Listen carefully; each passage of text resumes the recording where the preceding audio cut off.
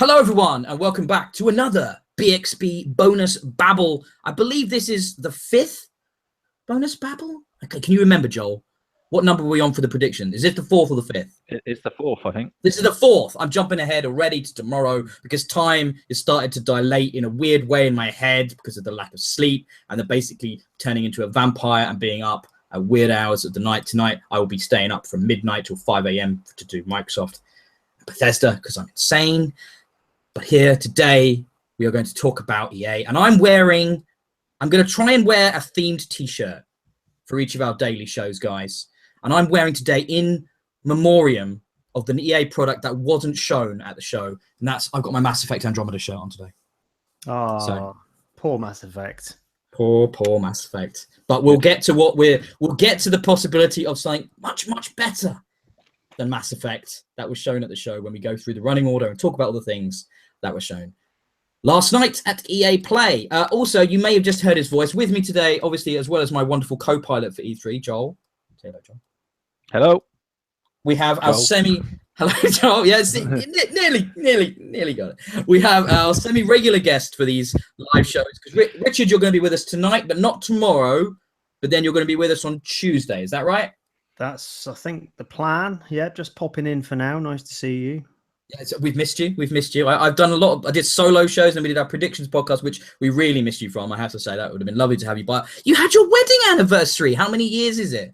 6 years. 6 years she's put up with you. Wonderful years. That is impressive that anybody could last that long with Richard. You're just jealous. I am jealous. I'm totally jealous. I'm only on like 4 with my wife, so you know. And Joel, how many years are you at? Come on, we'll just tally them off. The old man club. He doesn't know. I think it might be 4. I think it might be 4 this year. And actually, you've just got to double check. It's next month. It's next month, and it's 4. Yeah. like a real husband, he doesn't remember how long he's been with his wife. That's what happens when you play this many video games. Your memory is just not what it was. Well, so, you see, I don't have to worry because I very recently lost my wedding ring on holiday, so I'm now actually divorced. The new rule is that the wife is whoever finds the ring. My wife is now married to, so that's what I'm rolling with. You lost your wedding ring? Yeah, I think it got sucked in the inlet on the pool, and the pool cleaner failed to find it. So, yeah. Oh boy. It's all right. The wife was there. She, understood it was an accident. It wasn't anything, suspicious. I didn't pull it off the emergency cash or anything. So, she's kind of all right about it.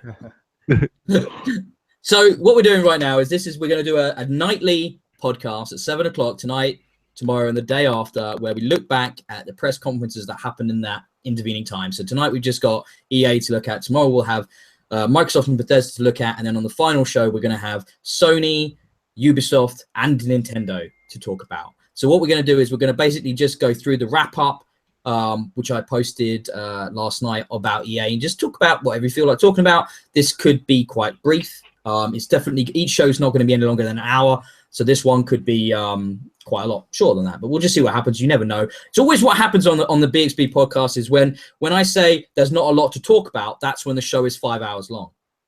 So I generally, Richard knows, doesn't he? Yeah. He's like, oh yeah. Okay. Can we not overlap the Xbox conference today? That's all I ask. No, definitely not. I also want some dinner.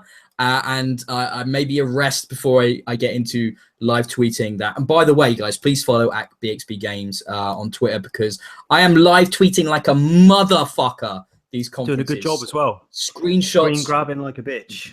Like a fucking pro. And if you're an Xbox person, try and watch the conference tonight on Mixer because they're giving away free stuff. So that's cool, isn't it? I mean, free stuff's good. Mixer's already given me some free stuff. I don't know if you had any free stuff, Richard. I got some stuff in the week. Stuff I already had, but nice that they tried to give it to me. Oh, no, I haven't got any free stuff. What did you get? Some Forza DLC. They tried to give me some Porsche pack or something, but I already had it. So I was like, oh, it just didn't work. So how much did you have to watch to get that? No, that was just linking my account, I believe, to the Xbox. So I think they were trying out the giveaway system probably that's going to be in place tonight. Okay. So I think that's probably what that was, a dry run. Anyway, without further ado, we all watched EA Live So let's talk, I guess, a little bit at the start, maybe about the strange reliance on influencers and esports to carry this conference. Is it just because I'm old, guys, or did that feel strange? What does feel strange is my wife staring at me right now. What do you want? Brilliant. Live podcasting, people. That's how it works. Sorry. Yeah. I mean, I didn't think that felt weird. I thought you it felt, broke the illusion then that we're not all sat in Bxb towers, covering E3, holding hands, hopefully naked. You broke that. You just broke it, Richard. Smash. That can still be the case. We've just got women here as well. Why would you want that? I don't understand. It's video games. No place for women in video games. I'm kidding. I jest. Yeah, but on the you thought it was cool thing. No, yeah. I thought that worked well. I mean, how about when Jesse lost his coming shit? Across quite cheesy and all big boy Barry from the 90s, where gamers are supposed to be overly cool more than they really are, and all of it felt fairly genuine. So I thought it worked. The problem I had was when it's not genuine to try and read off an auto cue, the auto cue to break, and you to forget that you're a human being that speaks. That's not genuine. That's just really fucking awkward. I must have missed that then. You miss Jesse. You miss Jesse. He is now, I don't know what his handle is. If I knew, I'd probably watch him on Twitch now, because the auto cue broke. He was trying to intro Need for Speed, and his brain shut down on him. And it must be scary. There's a lot of people watching that. But, there are a lot more people watching this, to be fair. So, yeah, he'd struggled a bit. What did you think, Joel, about the general reliance on this new kind of media to get things across?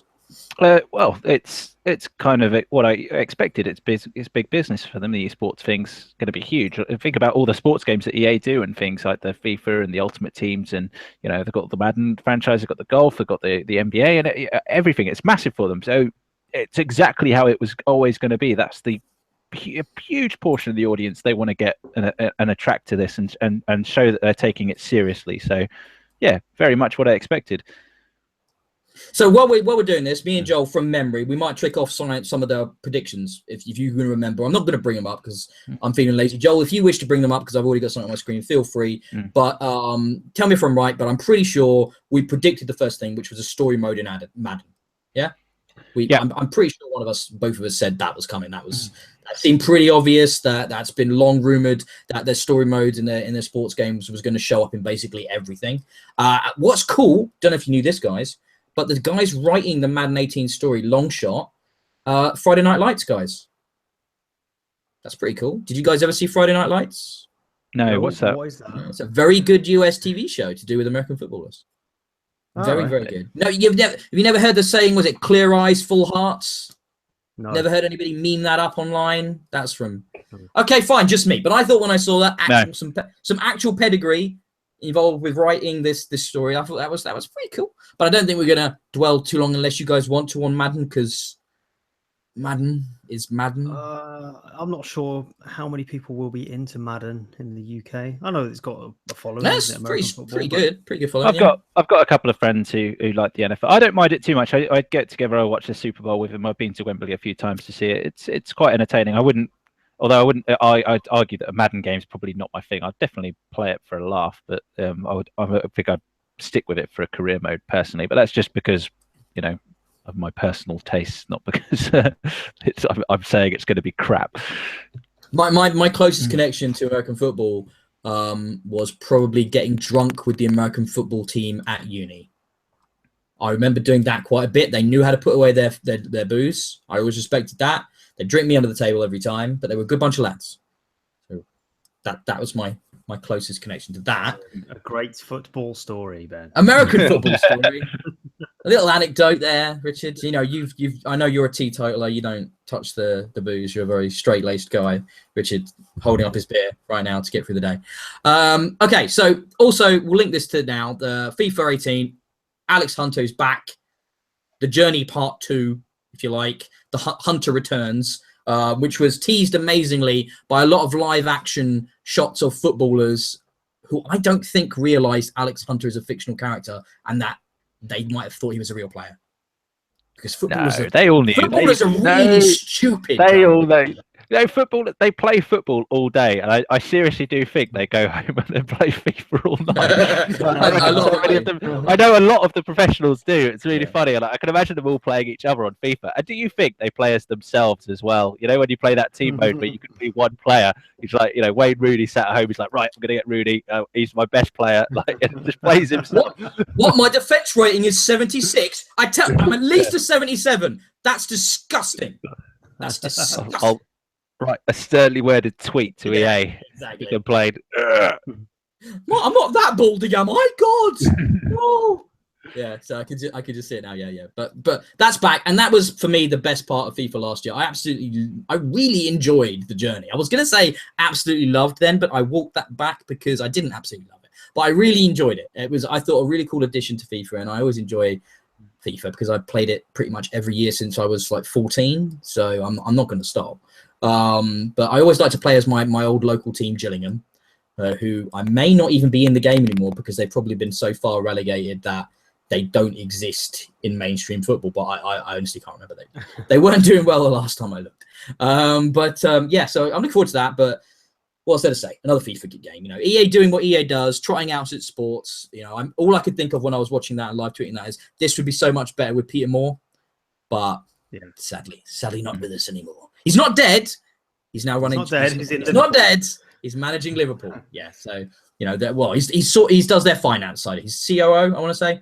Let's move on to the DLC for Battlefield 1. In the name of the Tsar, the Eastern Front of World War One. We're gonna get female soldiers. I think they mentioned that, didn't they? It looks like lots of dudes on horseback, which look pretty cool. More Battlefield 1. That game is a fucking good shooter. So I'm up for more of that. I don't know how you guys feel. I was going to say, are female soldiers canon? And then I realised it's not a story; it's real. Yeah. Only if you put them in one, Rich. Yes. Only if you put them in one. A canon. Very good.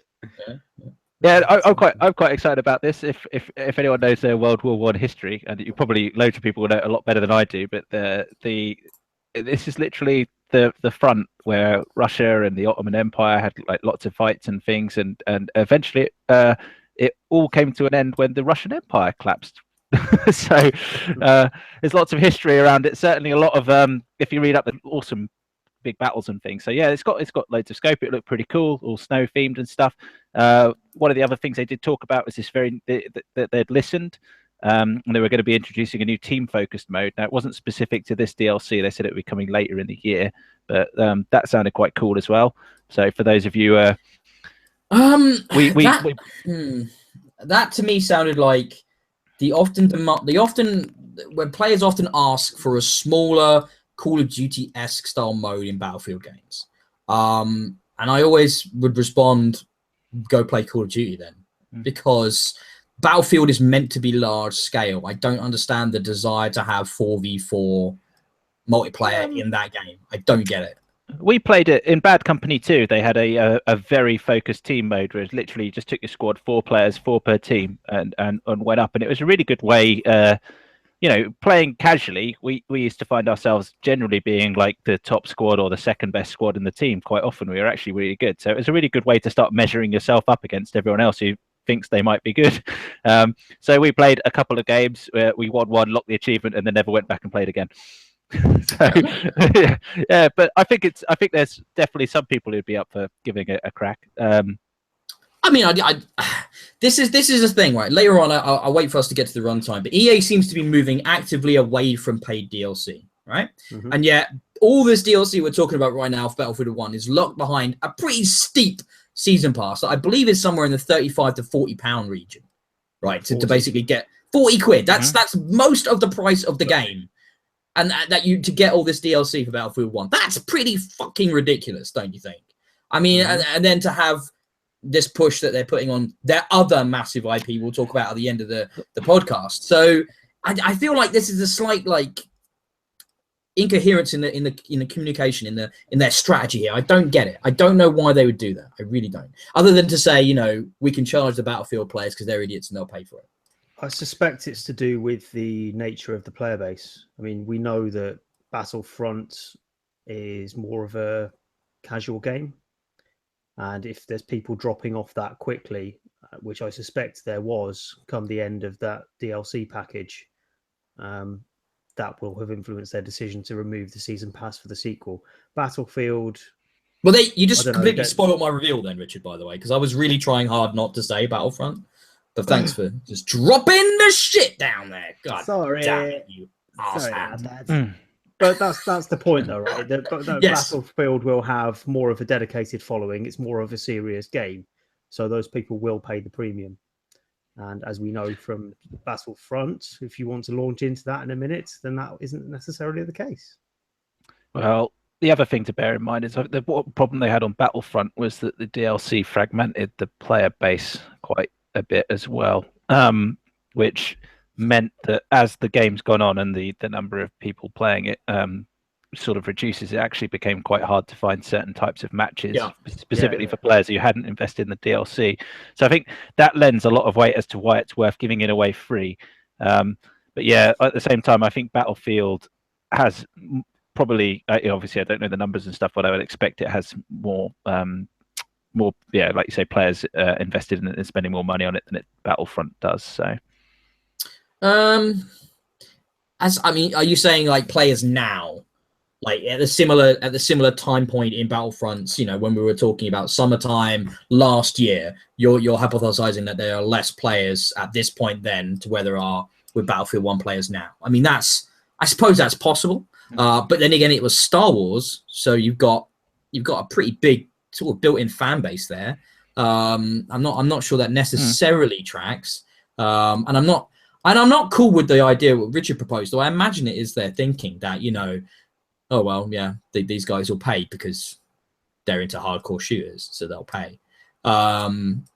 It's just a bit disappointing. I'd like everybody to go to this this model of free DLC that we seem to be tracking towards, especially EA with things like Titanfall 2 as well. And that was at the end of last year and stuff like that, where they're really pushing, let's keep these players on board. Let's maybe support with microtransactions for cosmetics, stuff that doesn't affect gameplay. And then you're making money and you're keeping everybody together and you're keeping the engagement at a longer rate and stuff like that with a longer tail. I think that's awesome. But, anyway. It is awesome. No one's doing this for altruistic reasons, are they? I mean, no one's going to drop a season pass if they can sell a season pass. Call of Duty will retain its season pass, I'm guessing. Battlefield will be the same. If people continue to pay for it and it's a viable model, then they'll carry on doing it. They're only taking it away from titles like, well, Titanfall is a good example, isn't it? That it released with the season pass the first time around. That did fracture the player base quite badly, and people dropped off that quicker than they ordinarily might have done. Ended up then rolling back and giving away all that DLC for free to try and win back some players. I don't, however, think Battlefield 1, I just don't believe they could go look at these crazy massive numbers on people spending another 40 quid on the DLC. I just don't think would bear to be true. So here's another angle on it then. So these games require a huge amount of server backend infrastructure and all of that. So how are they going to fund that? Well, they haven't announced so I think DLC at least will go some way to helping them fund that. But do you think they'll move to an ad-supported model to try and help, or do you think they'll move to a premium subscription model or something? It's the freemium model. It's the freemium model. Battlefront hasn't announced it, but there will almost 100% be cosmetic DLC for it. Yeah, Battlefront 2. I would put money down on that right now. That's how they're going to support it. You'll be able to buy probably skins, I would imagine, different character models, things like that, paint jobs for your stormtroopers, like Sabine in Rebels and stuff like that, so you can make your clone troopers and your stormtroopers look different and things like that, that kind of customization. And that's what they've been doing with Titanfall 2, and that's also what they did with Halo. So I mean, that's worked really well for that game. The multiplayer is still much more vibrant than any of the previous games at this point in its cycle. But anyway, we should probably move on. We should probably move on to the next game, which, Joel, I remember this. We got this prediction spot on. And that is Need for Speed Payback is basically Fast and the Furious, the video game. And I am hyped as fuck to play that. I am so excited. You guys know I love Fast and Furious. I don't think I've ever been excited for a Need for Speed game before. And I'm genuinely looking forward to playing this. I mean, it's got some Burnout in there, you know, with the takedowns. It's got the kind of camaraderie, the family of Fast and the Furious. I mean, what is there not to get excited about? That game looks cool, man. It does look cool. I wonder how staged it is because it just looks too cool. But we've seen similar stuff like that work before. I mean, Burnout has done that. Need for Speed has kind of done that when Criterion have been involved. Yeah, I think it'll be good. Yep, I thought it looked pretty fun from what they showed. It looked like it was reasonably quite well accomplished and stuff. The only thing I was sitting there thinking whilst I was watching it is just, Jesus Christ, that lorry's going like 120 miles an hour. Like, when he looked at the speedo of the car and how fast he had to go to catch up with it. And this lorry had some serious acceleration. It was pulling away like instantly at points and stuff. And I was just like, Christ, you know, that's what I want to unlock, that lorry. Look at that. Yeah, stop this car. Oh God. So that's quite funny. It looked quite fun. So yeah, I'm looking forward to seeing a bit more of that. See what happens with it. So we now moved into the kind of bit of EA where Mr. Grey, whose name I can't remember, but he had a grey top. He sounded very grey with a very grey accent, and his delivery was very grey. And he came out and he was like, "Hey, there's some games. I'm really tight with this guy. He made Brothers: A Tale of Two Sons, and he's got a new studio and a new game." And I was just like, "God, this is gonna be so boring and shit and dull." And then we saw it, and I was like, "Wow, A Way Out. This has gone from." I was reading there has been a teaser trailer out for a while, but I don't think anybody like connected to what the product was. So that's been out on the internet for a while now. But A Way Out is basically a co-op only prison. I guess it's like a escaping prison break type situation, possibly set in the sort of 70s era. I'm not sure about the era because there's some interesting hair going on here about, you know, escaping prison in the and I don't want to do it disservice. I'll throw over to one of you guys in a second. But the developer who came out, who was the most hype, most genuine, most excited dude I've ever seen on an E3 stage, got so pumped. And he's like, "This will be the best game ever. I love this game. You will love this game." I loved it. I love that guy. It was amazing. And then he basically like, every situation is going to be unique that you find yourself in. So you're never going to do the same kind of gameplay loop twice in the game. I was like, wow, there's some ambition here. He also stressed the game is designed not just for co-op, but couch co-op. If you want to get the most out of A Way Out, you're going to be playing it with your buddy sat next to you. Curious, sounds awesome. Man. Yeah, what do you guys think? I don't know. The unique experience thing, I have doubts because it's heavily scripted, or at least it appears to be from the trailer. I mean, it's all properly voiced. It's got cutscenes. It boasted, oddly, of being able to walk around while the other player is in a cutscene. Not sure why that is particularly boast-worthy, but there we are. Yeah, it looks interesting, didn't it? Some good riffing on the mechanics of Brothers, which interestingly was a single-player game, but controlling one person with each stick. So have they said that this is absolutely co-op only? Yeah, they stressed that. Cemented solidly. Yeah, you won't be able to play it. There is no single player mode. It's 2-player only. It will support online co-op, but split screen is what they're really going for. They want the experience is focused around that. Right. So we saw video of those interesting split screens. Yeah. So like portrait and landscape split screen. The impression I got is that even in online co-op, you're both going to be seeing the screen looking like that. That's what I would expect. Yeah, from basically the way, and that's part of the design choice. And I think it's such a brave thing to say. You've got to play this with someone else. You've got to do that. And I think, you know, that's going to hurt, you know, sales in certain sectors. You know, a lot of people just play video games by themselves. A lot of people. But I think to come out with he's obviously come up with this very specific design idea. He told an anecdote about how him and his friend wanted to play a co-op game that wasn't dropping in and out, that was story-based, that was emotional and engaging, and it didn't exist. So he made it.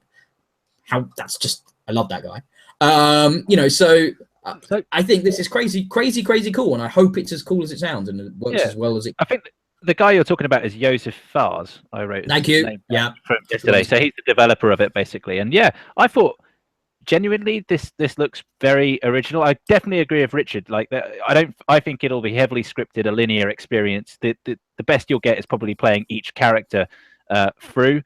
Although you'll probably, I I imagine the story works in a way that means that you could probably get away with playing it once and see the character angle from both ends. But yeah, it looks certainly like an interesting concept. Yeah, I hope you don't have to. I hope instead of having to buy 2 copies, when you buy a copy, you get another key to get a friend to play, or you can invite a friend to join you for free. Because I think that would really work well. To sort of ease the pain of, like you say, this being, having no single player experience. It'd be a shame for someone to accidentally purchase it and then realize that they can't play it by themselves. What didn't Richard mention earlier, that EA aren't known for altruistic business practices? I think that's pie in the sky, mate. I don't think that's going to happen. But I see what you're saying. They tried so hard for this whole conference to try and stress how they're changing. Like they've listened to their customer, this whole, we've got this EA Originals, it's our indie dev program, basically. Look, where we go out and find the best indie talent, and we don't buy them off and suck them up into our corporate machine, get them to make a game, and then go and shoot them in the back of the head later, a few years down the line. It's they're really trying hard. So do you guys remember what the name of this developer was? I want to say something like Hazelight. Yeah, it's Hazelight Studios. Yeah, it is. Yeah, okay, cool. Sweden. Yeah, Joseph. And the weird thing was, I was looking at that, and I was like, God, he looks a bit like both of these characters kind of melded together in this game. Is he based him off himself? And then a tweet went out earlier from Jeff Keighley, a picture of his brother, who is the actor for one of the characters. Right. So it's like, yes, they look like him because they're based on his family. So it's kind of like, oh, okay, fair dues. So yeah, if you need to do a nice bit of character modeling, I suppose the obvious thing to do would be to model it on the guys in the studio or your family, because you got a good reference there, haven't you? So that was pretty hype. That felt original. We had Unravel. Was it last year or the year before? That turned out to be kind of shit. So fingers crossed, this is going to be the cool indie from EA. Yeah. It's got a good idea. It's got some promising potential, I think. If you noticed in the video, there's one bit where it showed them sort of both players interlocked, trying to climb up a sort of wideish gap between 2 walls. I can imagine that pulled off well, there could be some quite funny control schemes and synchronization you have to do between both of you to get up. Probably be really quite a good laugh. But yeah, at the same time, it also, they could really fall flat on their faces and come up with a bit of a lemon. So I think it looks good, though. Benefit of the doubt at the moment. I really want to play it on a couch with someone, Yeah, I really do want to play that physically with someone next to you. The idea of that bonding, that experiencing that together with someone, I think that sounds super, super interesting. Right now, possibly the most hype thing of the night, the thing that came out of nowhere, but I believe I might have predicted it in the predictions, Joel. I said, didn't I, we were going to get Dylan by BioWare, and here it is, now known as Anthem. We got a 50-minute teaser trailer with the promise of much more, inclling gameplay at Microsoft's conference. Did I say 50 minutes? Yeah, you said 50 minutes. I was going to say, I missed that. It was less than, it felt like 30 seconds. I think if I added up all the times I've watched the trailer at this point, I'm up to about 50 minutes. So I think that must be where I was thinking there. So yeah. Did you see the quick joke going around about the trailer? Other than it's Destiny? No. They fixed their facial animation problems by having all characters wearing masks and helmets. So there's no faces, so they can't get that wrong. That's so fucking harsh. Oh my god. Yeah. People are cruel. But anyway, Anthem, and it seems to be, the rumor was EA wanted a Destiny killer, something to compete with Activision in that space, a shared world experience of some kind. We don't know if it's a shooter, but I'm pretty sure it's a shooter. And this is being made by BioWare, and we got to see what looked like mechs, an interesting world that could either be another planet or post-apocalyptic future Earth or something like that. We got a wall, bit like a tower almost, wouldn't you say, guys? They called it the wall explicitly, didn't they? They did, yes. We got, that's kind of it. A little bit of a sort of a tone piece. It feels sci-fi. It feels adventure-y. There's obviously a threat at hand, survival. There's been some key art that shows different character classes. So I think the big reveals tonight, though, didn't they say? They said that, tonight, it's going to be Scorpio, and they're going to show it. It'll be part of the Microsoft press conference, so you should see even more of it tonight. What I thought was interesting, actually, EA kind of caveated this reveal of Anthem beforehand. We're talking about how closely they've been working with Microsoft and how impressed they've been with the hardware, Scorpio. So they're giving them a bit of a pre-hype before their own conference. Obviously, a little co-marketing deal was already in place here. And they showed off some screenshots of Madden, which I kind of looked at and went, yeah, looks like Madden. And then they showed Anthem. And I was quite glad they followed up Anthem with NBA Live, because I could basically ignore them talking about that while I tweeted excitedly about Anthem. And I'd be like, I don't really care. Nobody cares about NBA Live. Whatever, basketball, shitty sim basketball. The basketball game, the one that isn't 2K. So no one gives a shit. But yeah, they showed NBA Live after that. But yeah, Anthem, guys. I mean, it's difficult to say anything right now. We'll obviously talk about it, Joel, me and you tomorrow. But you know, after what we see on Xbox, Richard will be excluded from that. So what are your initial thoughts, guys, other than hype? I think the association with Scorpio is interesting. And if that wasn't mentioned, you'd think, well, nice CG trailer. But when they mention how closely they've worked with Microsoft on their new Xbox iteration, it makes you think, hang on, is that representative of in-game? Could it possibly be? Because that looks far and away nothing like what the Xbox One could achieve.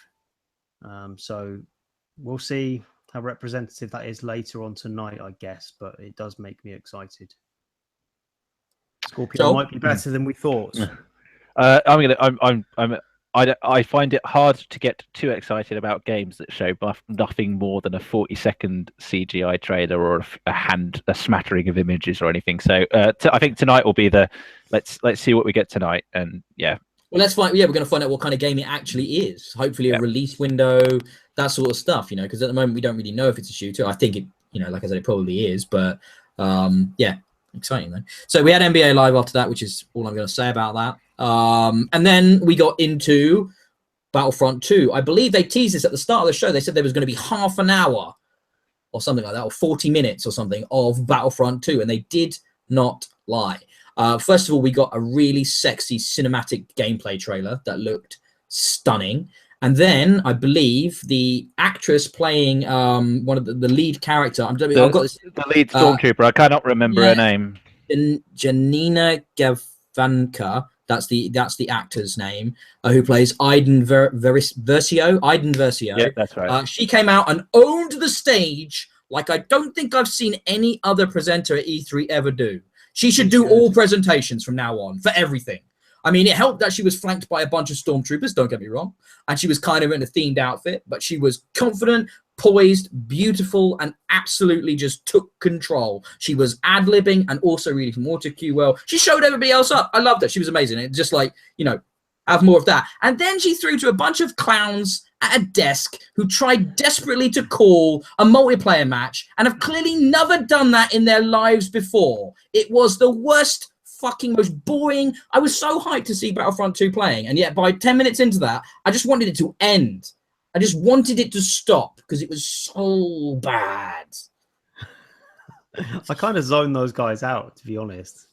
But everything about like badly cut together first-person view, you know, multiplayer footage with... It wasn't bad, considering it's 40 people playing on the fly video editing. It wasn't bad. Yeah, but it wasn't good either. It wasn't interesting. They often showed a dude dying. They often showed things like a guy shooting and missing or something like that. That's not... I want a fucking video package that shows a game at its best. I understand that they're trying to show this being played live and give you the idea of how it'll work and all that. I get that. But you've got a bunch of morons shoutcasting that were just awful. And then with the bad footage, it was just like, make it end. And then they throw back to Mr. Grey, and then the conference just sort of peters out and stopped. It was so weird that the whole thing didn't even have an ending. It was so strange. Weird, didn't it? It's like, oh, really? Oh. Yeah, you did expect something else. Anyway, what do we think about Battlefront 2, though? What do we think? Yeah. Well, just on the actual way they went about presenting it at the show. So before the show, several bits of footage had leaked from some of the people who'd been involved in the early kind of play and stuff, and I watched some of that before, so I already had a kind of keen eye. And what I was looking out for to see if that was going to be the same footage that they showed at the thing. They didn't. It was different, and I genuinely think that they showed it. You know, what they showed was actual live gameplay. It wasn't scripted or doctored. That's why the director probably had so much trouble trying to switch between players, try and demonstrate the action and show things. I thought genuinely looked just like Battlefront. It was cool seeing the clone troopers and back in that early era and stuff, and the way they've changed the hero system now. So it's all points. You know, you earn points for working on objectives and kills and scores, and then you can use those to buy buy a special character, turn into a battle droid, get yourself a ship, a starfighter, and that kind of stuff. I thought that was a nice, cool change, because I used to really get annoyed with people who'd memorized the location of all the hero drops and stuff in the original and just would always be the heroes, and it was pretty impossible to become a hero in a multiplayer match match unless you chose one of the hero specific modes and stuff. So yeah, I thought that was really quite cool. Looked quite good, and I'm looking forward to giving it a play. And obviously the fact that all DLC will be free for it was straight away that's like, I might actually pre-order this then. Mainly because doesn't it? Yeah. Yeah. Until you know that once you buy it, that's you done. I was having mixed thoughts about whether I was going to jump in or not, because I did get the original and I did get the season pass, and it was probably worth it because I didn't pay full price. But I don't know. You kind of think, well, I'd like to play it, but maybe I'll wait. When they do that sort of model, I'll get that at launch, I expect. I was waxing lyrical about the potential of this story on the prediction show and how excited I am to play this time period from the perspective of the Empire, and I think that's where I'm really excited as well. I mean, I'm really hyped to see this story. The fact that they're working in canon elements from the comics and stuff into the story that the comics have been dealing with, like that era where they've had the Empire has basically given these kind of slash and burn orders to any of the remaining Imperials. Basically, he's like, we're just going to destroy as much of the galaxy as possible, leave nothing for the rebellion. If you can, destroy it. And it's kind of this really negative, horrible attitude. It's going to be very interesting to see how character and her team plays into that in that intervening time period. And I think that's really cool, man. It's a really interesting setup, and I'm hyped to play that story, definitely. And I really enjoyed the multiplayer Battlefront. I like how accessible it is. I'm really kind of enjoying the concept of the class system coming back properly though into Battlefront 2. I like that, the idea of specializing and the unlock point things like you were mentioning, Joe. I think that's gonna give everybody a fair shake rather than those annoying fucking tokens, which I agree was not a great way of doing it. So yeah, I think it was super positive. Just looks stunning. I imagine it's going to look real good on the Scorpio. I think we might get to see it on the Scorpio at the press conference as well. What do you guys think? Undoubtedly, I think. Hopefully. The only reason I'd caveat it is that throughout the show they kept switching between sort of, some of the sports game they show had Xbox advertising, the Xbox One advert things in it, and this was marked up with PS PlayStation. So maybe this will be something that's held back to the Sony conference, or Microsoft may merely show it as part of a collage of just games that are coming rather than anything specific. But it will be on Scorpio, I have no doubt. They'll probably go for 4K 60. I don't see why not, because they'll probably be targeting at lower hardware anyway, so it'll just scale in performance quite well. So yeah, let's wait and see. So will be revealed in a couple of hours.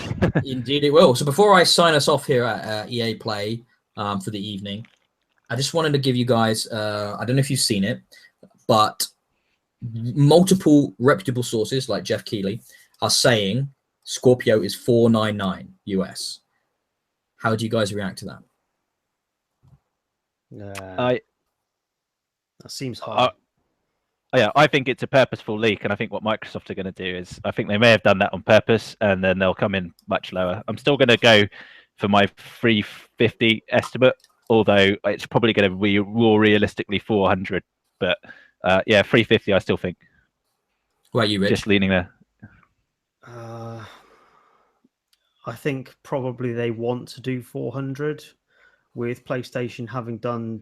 They've started a sale this week, haven't they? Which I can't help but think is testing Microsoft's resolve, because the PS4's gone as low as 200 with bundled games. And crazy deals. They've done the same, haven't they? Going to announce they reckon they're going to do a $50 price drop on the Xbox One S, haven't they? Have they done it? They've done that. Yeah, they've done it. In the US, anyway. I'm not sure about the UK.